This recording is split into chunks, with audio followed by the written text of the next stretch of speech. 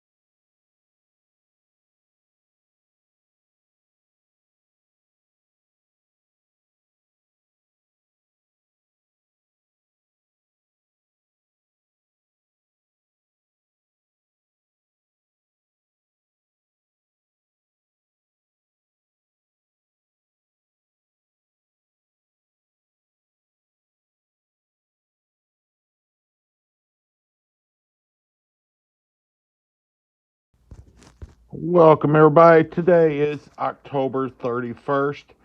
Not October 31st, October 30th, 2020. Today is a special day. News to Share Missouri just hit 3,000 page likes today. That was an increase of over, let's see here, let me calculate it up. Looks like an increase of 652 people since last night, which was amazing. So that's pretty good. Well, let's start today's podcast. A sad story out of Nashville, Tennessee. 4 adult children found living with mother's decomposing body, police say. Police in Nashville made a startling discovery when they found a woman's badly decomposing body underneath a pile of clothes in an apartment she shared with her 4 adult kids. LaRonda Jolly was found dead on a bed in her home at the River Chase Apartments in East Nashville on October 21st. When the Davis County Sheriff's Office was there to serve an eviction notice for past due rent payments, police said LaRonda's 4 children lived with her in the apartment, all of whom have developmental disabilities, a 30-year-old woman, two 27-year-old twin brothers, and a 27-year-old sister. LaRonda's brother, Anthony Jolly, said he's been trying to get in touch with his sister for months and had a welfare check completed, which turned up empty. He said, I started going down there, and my nieces and nephews would say, well, she's asleep. You can't see her right now. I would say, well, all I want to do is see my sister.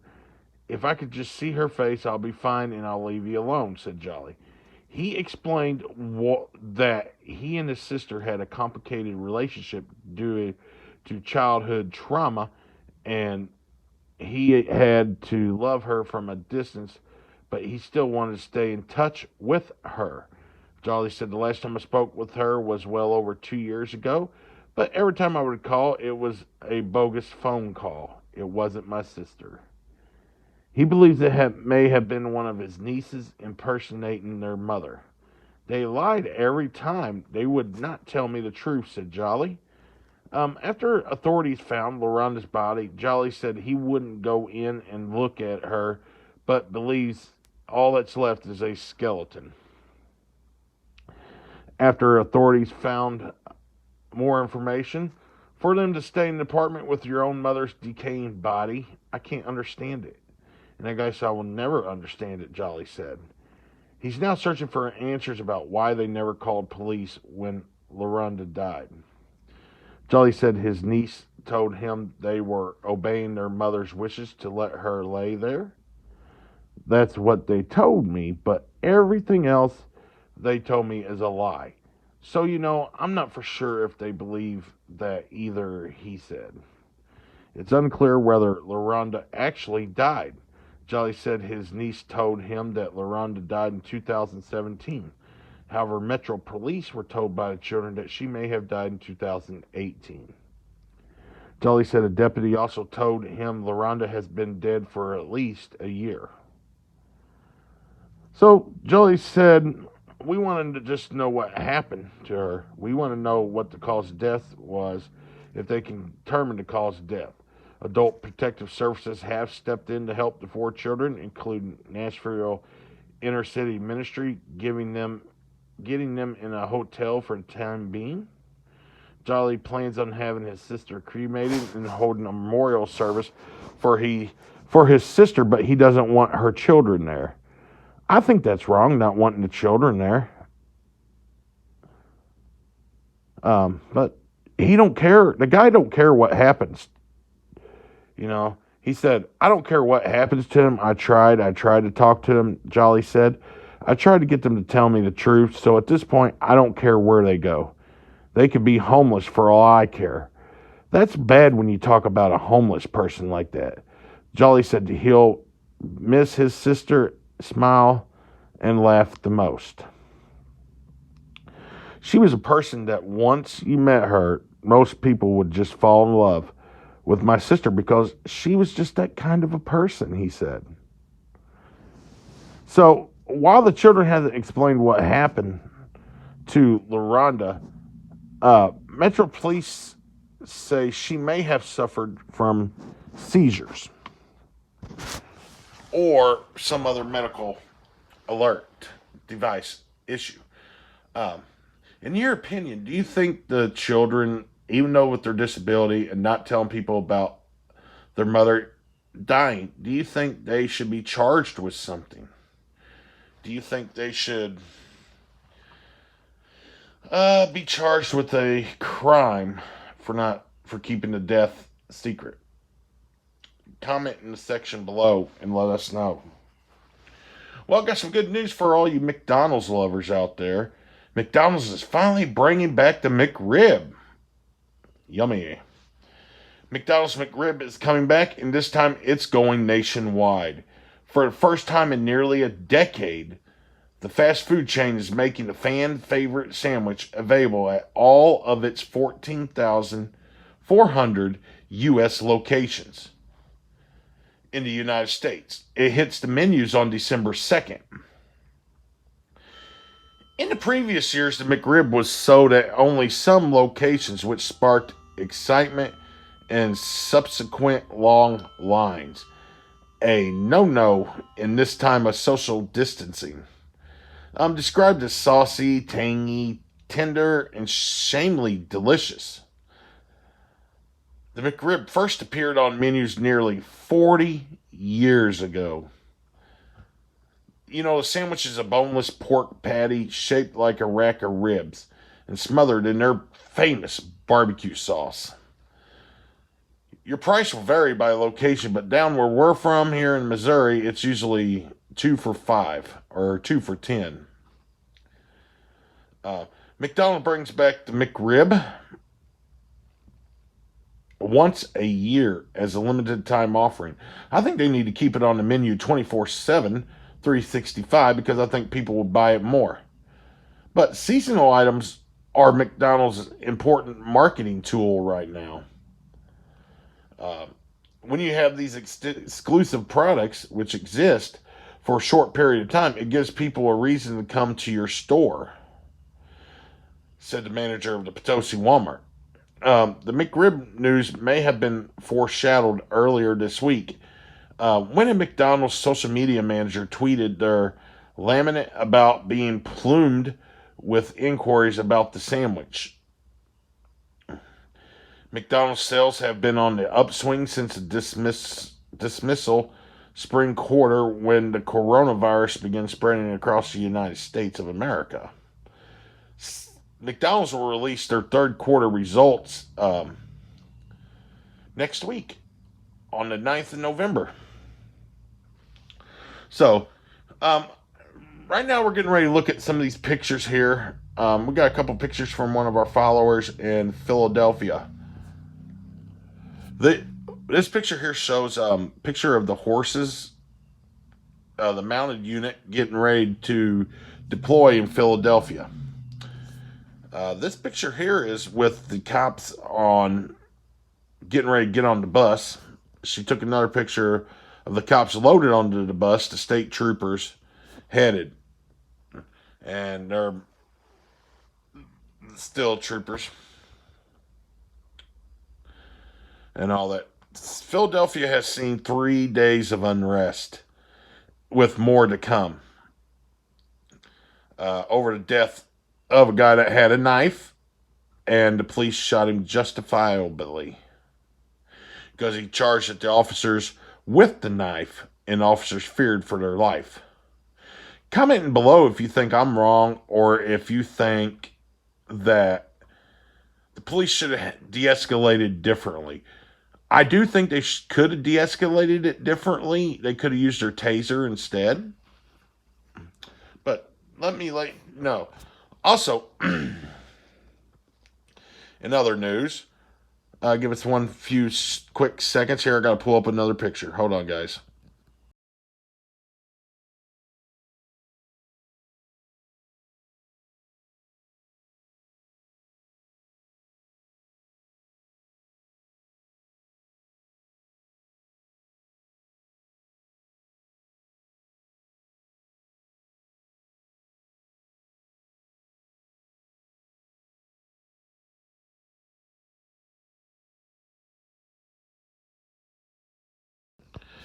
All right, guys, sorry about that.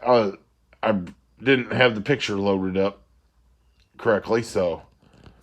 Okay, this picture here is a picture of the vast traffic jam stretch in and stretch out over Paris on the eve of the Paris lockdown. France's Paris region faced a traffic jam, as shown in the picture, with a combined length of 730 kilometers, a 454-mile traffic backup. Boy, that would suck being in a 454-mile backup. That'd be like from St. Louis to Oklahoma City, bumper-to-bumper traffic.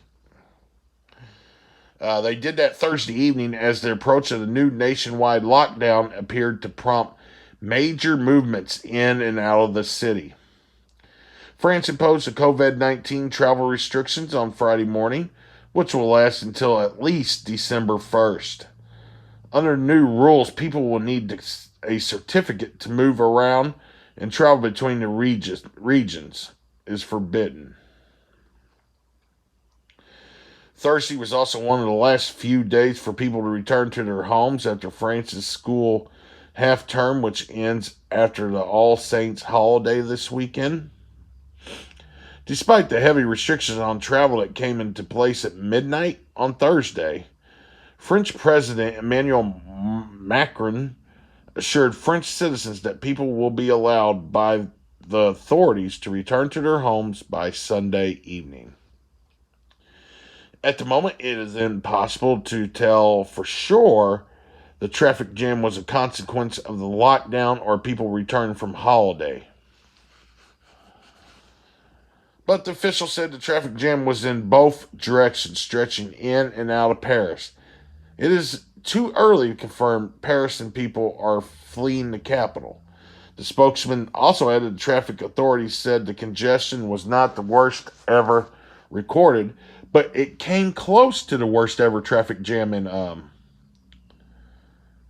Paris.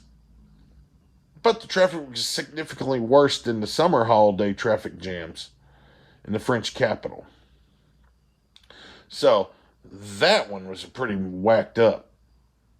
So, if you're looking to get into the COVID-19 testing for the virus, or not testing for the virus, but there's one place in St. Louis, Missouri, Washington University is seeking up to 500 St. Louis area residents for the COVID-19 vaccine trial. So they're going to have a vaccine trial in the St. Louis area. Washington University is looking for 500 adults in the St. Louis area region to be part of a phase 3 COVID-19 vaccine trial. The school money. I'm thinking of money. The School of Medicine is a testing site for the Janssen Pharmaceutical Company's of Johnson & Johnson Phase 3 clinical research trial, called the Ensemble trial, to evaluate the safety and efficiency of the COVID-19 vaccine candidate. So, you can go to call 314-454-0058 to learn more about the trial for the virus. So, also in news, El Paso official orders 2-week shutdown of non-essential businesses amid of the COVID-19 surge. So El Paso County judge has ordered a 2-week shutdown of non-essential services due to the new COVID-19 cases soaring in the Texas community. Donald Trump has said that COVID cases have been going down and we turned a learning curve. We turned the curve in COVID. So if we turned the curve in COVID, why are there still high cases of COVID around? Trump won't sign the HEROES Act because he says, oh, the Democratic states are at fault. Man, who cares about Republicans or Democrats at a time of crisis? Red, blue. You should see it as a United States citizen, not as that if you don't like the Democratic side, you should not make everybody else risk losing their homes over the pandemic. You should just sign that order so we all can get help out there, because everybody's struggling these days. Even we're struggling. So the mayor of El Paso made the decision based on the advice of medical professionals and hospital administrators. He said as of Thursday evening, according to the hospitalization rate was 44%, a 365.2% increase from the beginning of the month. The order went into effect last night at midnight. Our hospitals are at capacity. Our medical professionals are overwhelmed. If we don't respond, we'll see unprecedented levels of deaths, they said.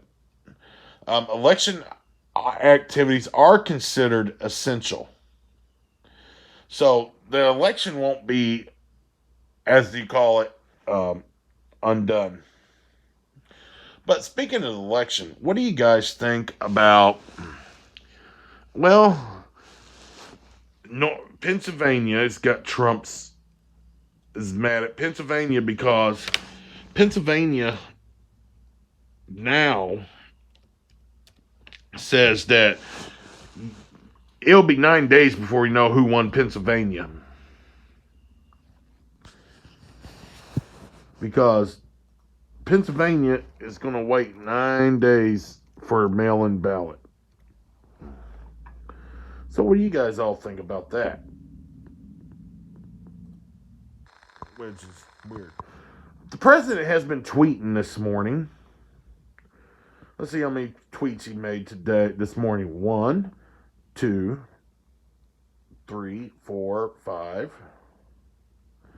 6, 7, 8, 9, 10 tweets today. Also, Trump tweeted today, hashtag Biden crime family, which is trending right now. And also trending right now is Walmart removes guns and ammunition from store floors amid of the civil unrest. Also, Trump tweeted, Biden will destroy the United States Supreme Court. Don't let this happen.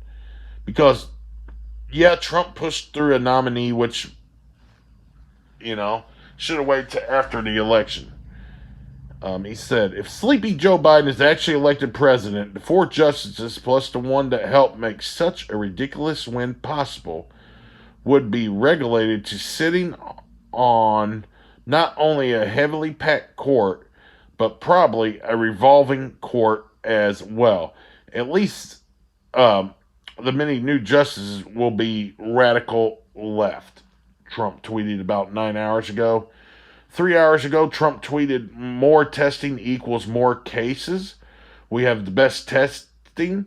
Deaths way down. Okay, that is a false tweet right there.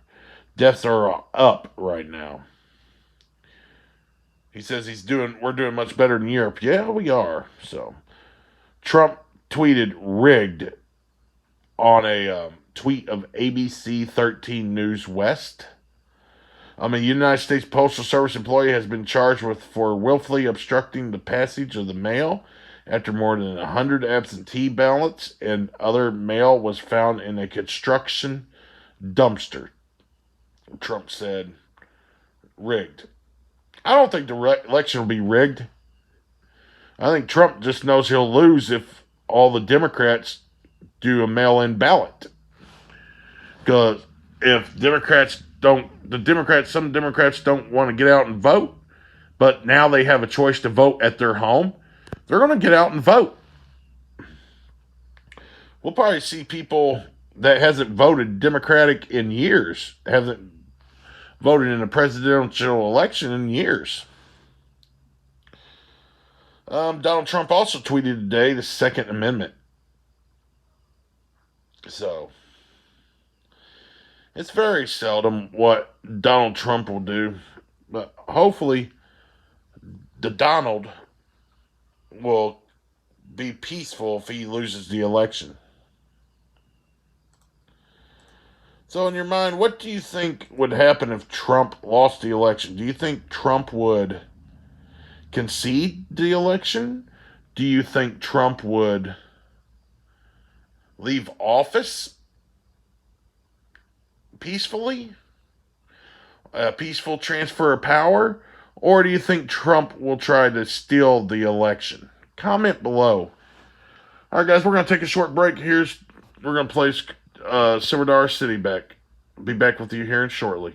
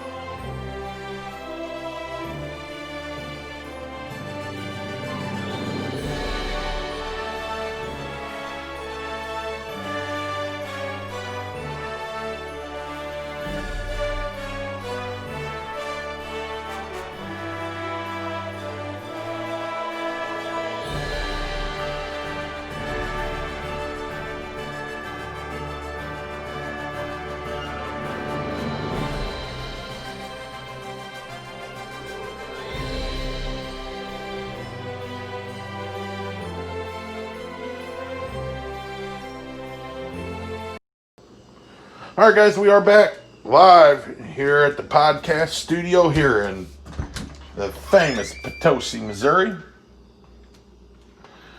What we're going to talk about next is, should there be a national mask mandate? Should there be a national mask mandate? Comment below on the Twitch chat and we'll answer that questions.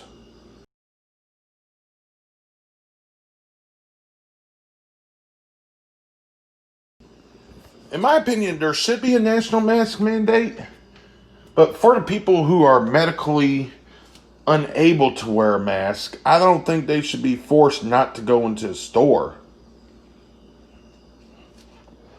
For people who claim medical from it, should be allowed to go into the store and still shop.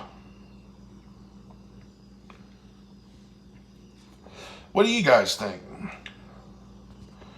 What do you all think? Do you all think that, yes, it should be like that?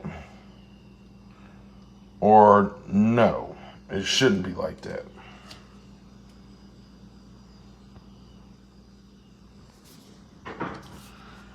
Take a look at this video, guys.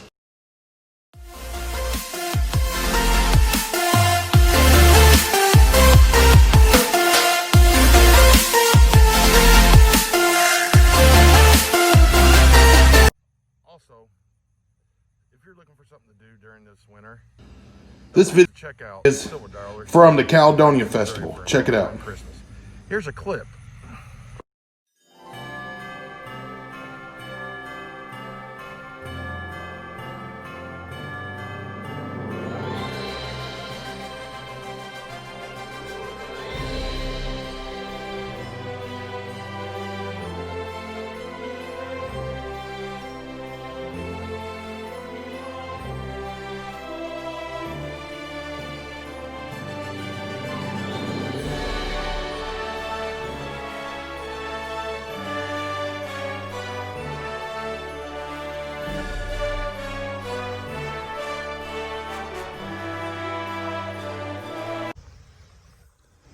Good morning, everybody. James News to Share, Missouri here. We are in the town of Caledonia for the Caledonia Festival.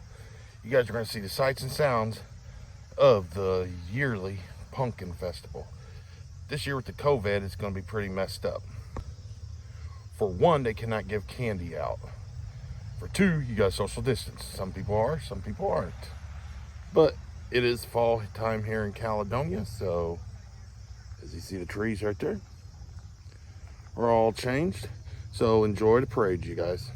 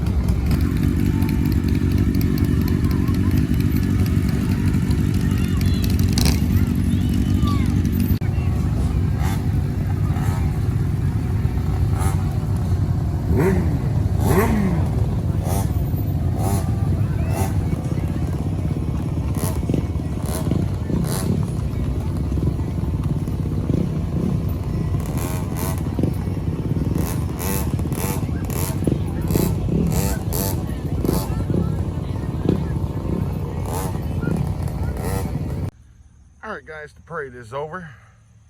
Thank you for watching. Stay tuned to our Facebook pages. We're going to go to the RC drag races, remote control drag races tonight. And have a good day, everybody.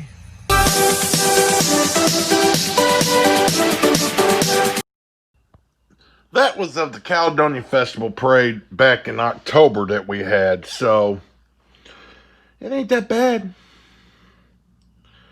Not that bad, guys. It was pretty good. So, only time will tell how this virus is going to do. I believe this virus will be over before much longer. And,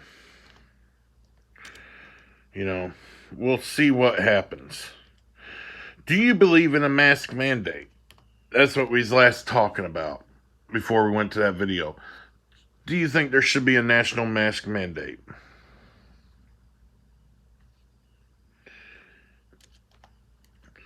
Do you believe there should be a mask mandate? Well, does everybody?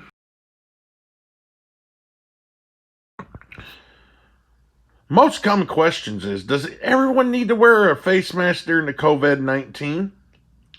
CDC recommends all people 2 years of age and older wear a mask in public settings and when around people who don't live in their household.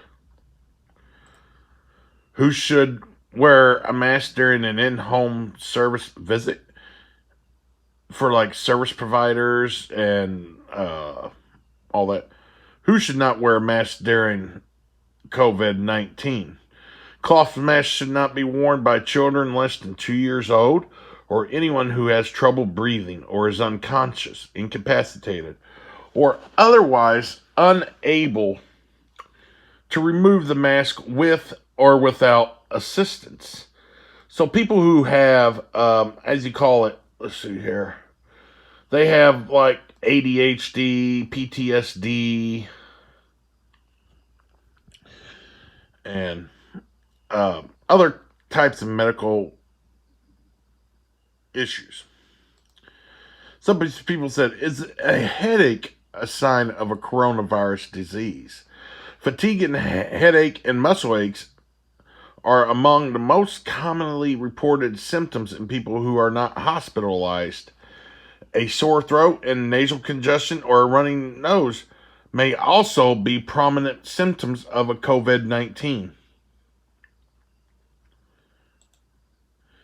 Some people also asked me, said, can you contract the coronavirus from a package in the mail? Coronavirus are thought to be spread most often by respiratory droplets. Although the virus can survive for a short period on some surfaces, it is unlikely to be spread from domestic or international mail products or packaging. So no, you cannot get it by mail. If someone sends you a package and they got corona, you cannot catch it by the mail. So, someone also asked in the chat, can the coronavirus spread faster in an air-conditioned house? Well, we looked that up for you. A professor of medicine, Walid Javad, an infectious disease doctor at the Icahn School of Medicine at Mount Sinai, says it is possible, but not likely. If someone in the house who is infected with the virus is coughing and sneezing and not being careful, then the tiny virus particles in the respiratory droplets could be circulated in the air conditioning unit. Anything that moves air currents and around the room can spread these droplets, whether it's a air conditioning system, window mounted air unit, a forced heating system, or even a fan. So that's one bad one. Other questions that people asked today on the chat was, can one make self-made hand sanitizer? Um, the FDA recommends that you do not make your own hand sanitizer. If made incorrectly, hand sanitizer can be ineffective. And there have been reports of skin burns. So I would not recommend it because if you make it wrong, you can burn your skin and it could hurt you for life. So, can the virus spread through drinking water? Can the virus be spread through drinking water? Someone asked. Well, the COVID 19 virus has not been detected in drinking water. So, it cannot be spread in water. So, let's see here. Does drinking alcohol prevent the coronavirus? One person asked us. No, alcohol does not. Drinking alcohol does not prevent or treat coronavirus infection. It may impair your immune function. So, do not drink alcohol. What? Drinking alcohol does not prevent coronavirus. Um, Going through our questions here, guys. All right, this is a weird question. Can the coronavirus disease spread through feces? Can the coronavirus spread through feces? Well, no. The virus that causes COVID has been found in feces of some patients diagnosed with COVID 19. However, it is unclear whether the virus found in feces may be capable of causing COVID 19. There has not been any confirmed report of the virus spreading from feces to person. So, one person said, "Can they have sex during the COVID?" If you both are healthy and feeling well and practicing social distancing and had no known exposures to COVID 19, touching, hugging, kissing, and sex are more likely to be safer. So,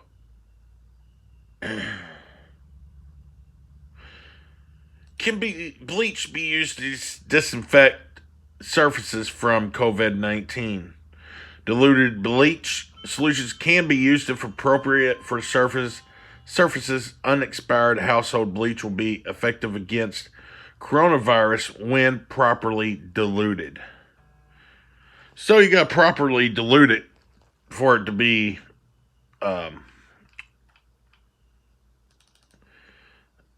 used. So moving on, I'm going to put this up for a second, then we're going to take questions on this.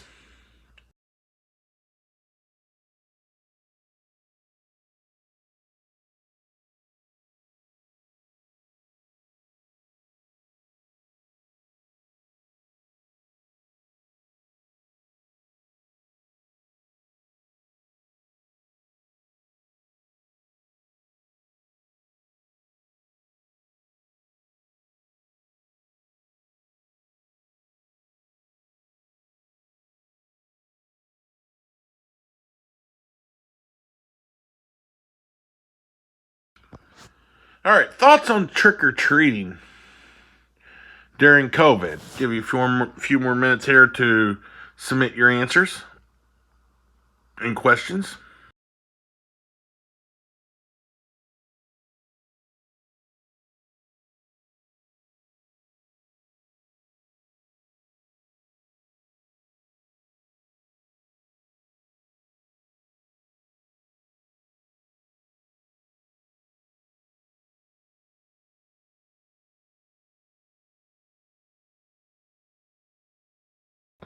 Give you guys a few more minutes.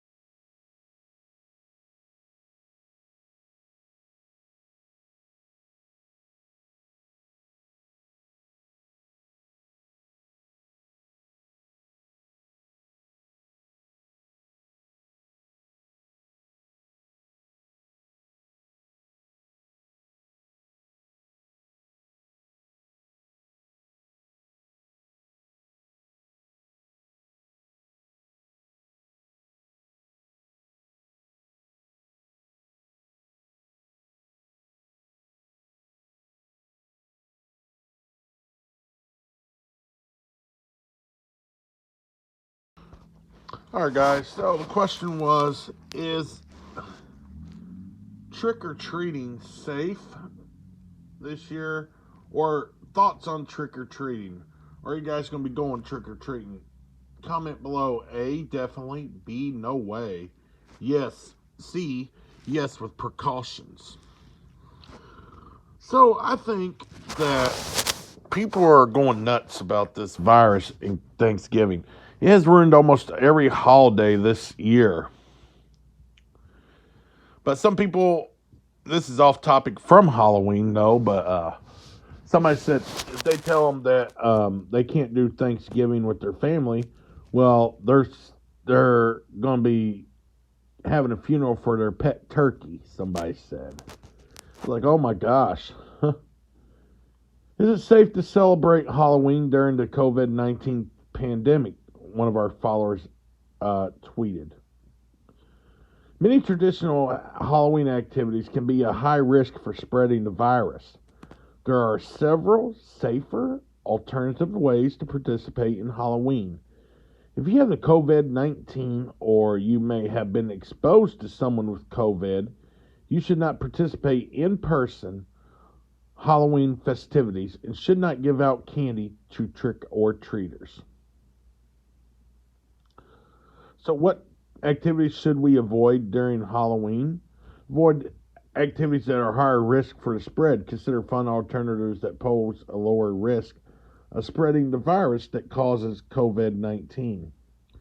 Participate in the traditional trick or treating where treats are handed to children who go door to door. Having trunk or treat where they're handed out from the trunks of cars lined up in large parking lots. So you can get, do that stuff. Should you wear a mask? Uh, should you wear a mask?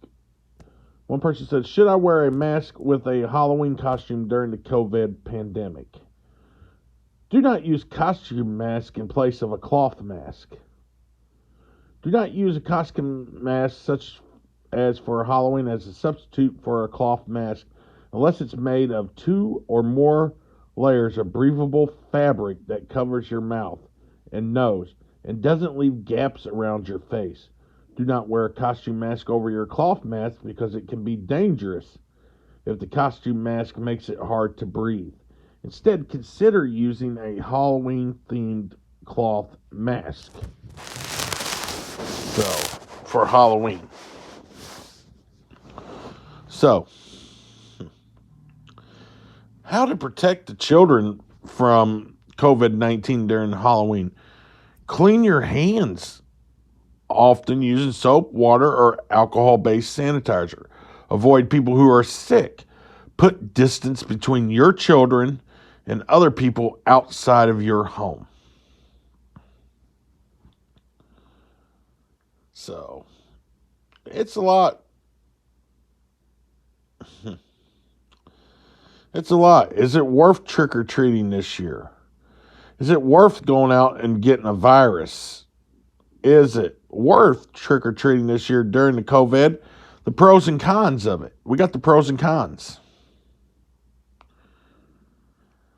Halloween will be different this year under the specter of COVID-19. Yes, trick or treating will expose my family to no more risk than outlining a routine grocery outing. In recent months, my willingness to stay home and social distance have wavered. As it has for many Americans, I have gone to family gatherings of 20 people or less. I have taken my kids to the playground during non-peak hours. I've also done my part to jumpstart the economy by spending way too much money at Target and Home Goods.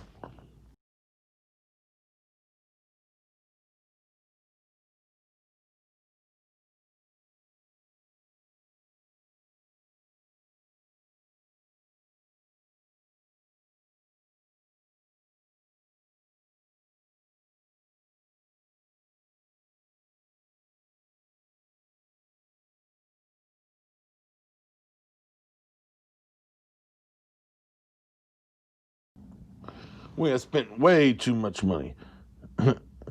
There's a picture online right now. It's called the 2020 Mask Games. It's skeletons wearing masks and skeletons not wearing a mask and one skeleton laying on the ground.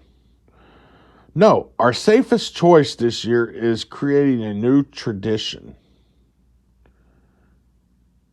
Some people want to create new traditions for Halloween. I normally couldn't imagine skipping a year of trick-or-treating, but my appetite for this particular risk has its limits, and for reasons beyond the obvious. The best part of trick-or-treating is getting to see friends, neighbors. We walk with a group that grows larger every year. One neighbor gives out homemade wine to the adults who finally have a chance to catch up, while the kids trade candy and admire each other's costumes. I am not concerned about outdoor activities in general, but during Halloween, our neighborhood gets crowded. People come to our small enclave from all over. What happens when, full of sugar and excitement, our kids inadvertently bump into friends they haven't seen in over 7 months?